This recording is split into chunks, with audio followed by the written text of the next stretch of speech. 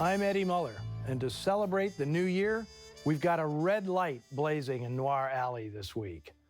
But if you think this is going to be a vintage Hollywood take on the world's oldest profession, cool your jets.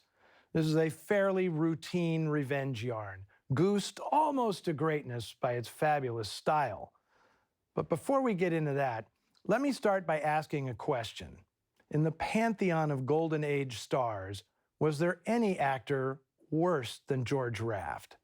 Now, I'm not saying the man didn't have a presence and a hard-edged charisma, and there's no question that he was a hell of a dancer.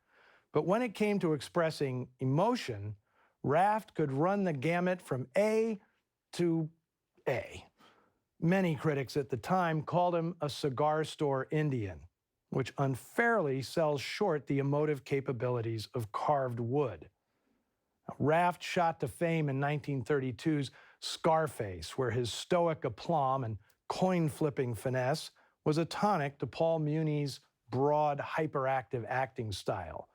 Raft became a popular product of the time, his portrayals of flashy gangsters and hard-bitten working men striking a chord with Depression-era audiences who looked to tough guys like Raft, Cagney, and Robinson for tips on both style and survival.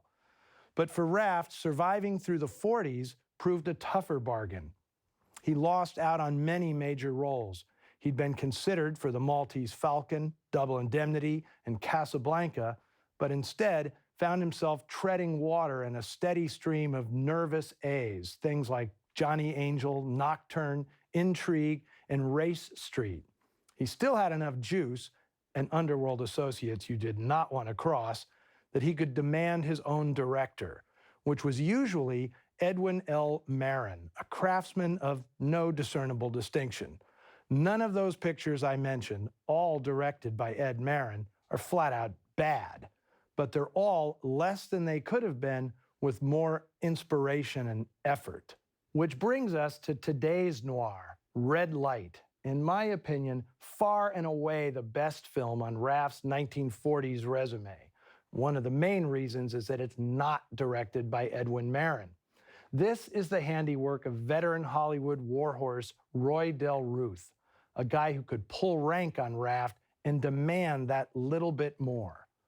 Del Ruth made dozens of good movies for Warner Brothers in the 30s, including the terrific Jimmy Cagney, Joan Blondell picture Blonde Crazy, the first version of Dashiell Hammett's The Maltese Falcon, The Little Giant with Edward G. Robinson, and one of Raft's better efforts, It Had to Happen.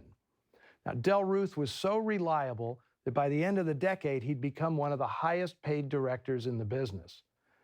After a slew of for-hire assignments during the war years, the director struck out on his own, forming Roy Del Ruth Productions. 1947's It Happened on Fifth Avenue was a pleasant enough comedy on which the director's name appeared above the title for the first time, a la Frank Capra, John Ford, William Wyler. But his next film, The Babe Ruth Story, was a critical disaster. Some reviewers called the 1948 release one of the worst movies ever made. Perhaps in desperation, Del Ruth retreated to terrain that had once served him well, crime pictures.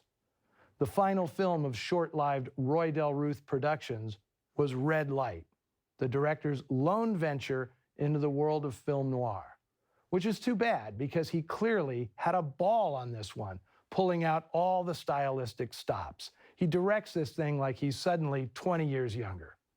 Now, some of that credit must go to cinematographer Bert Glennon. He'd been around Hollywood since the silent days and became a favorite cameraman of directors like Ford, DeMille, and Joseph von Sternberg, for whom he shot Underworld, Blonde Venus, and The Scarlet Empress.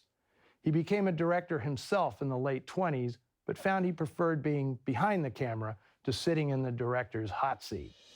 With Red Light, Glennon returned to the kind of nocturnal dream world he'd created with von Sternberg. There are passages in it as strikingly photographed as anything in noir. He seemed to particularly relish throwing hard shadows on a pair of mugs very familiar to film noir fans, Raymond Burr and Henry Morgan. So maybe I ain't in the spot. Maybe you are. And Glennon passed his pictorial sense on to his son, Jim Glennon, who collaborated with writer-director Alexander Payne on 3 of his early films, and he was also the DP for the popular HBO series Deadwood. Now, if you skipped Mass today to watch Noir Alley, don't feel guilty.